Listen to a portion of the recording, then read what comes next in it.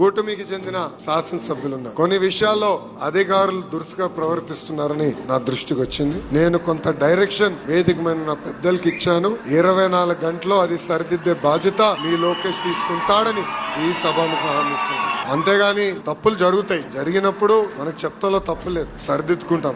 అలా అని ఒక తప్పు జరిగితే దొంగ కేసులు పెడితే మటుకు ఇక్కడ ఊరుకునే దానికి మీ లోకేష్ సిద్ధంగా లేడని ఈ సభాముఖంగా చెప్తున్నా. మంత్రి గారితో మాట్లాడాను, జోనల్ కోఆర్డినేటర్ గారితో కూడా మాట్లాడా. ఇది బాధ్యతగా వాళ్ళు తీసుకుంటారు. నిన్న మొన్న జరిగిన కొన్ని విషయాలు నా దృష్టికి తీసుకొచ్చారు. 24 గంటలు నేను వాళ్ళ సమయం ఇచ్చా. వాళ్ళు ఒకవేళ చేయలేకపోతే నా దృష్టికి తీసుకురమ్మని అవసరమైతే డీజీపీ గారు కూడా ఇక్కడ పంపిస్తాను. మొమ్మాటలు నగలేవు. ఎందుకంటే కార్యకర్తలు కాపాడుకోవాల్సిన బాధ్యత నా పైన ఉందని ఈ సభాముఖంగా కార్యకర్తలందరికీ నేను తెలియజేస్తున్నా.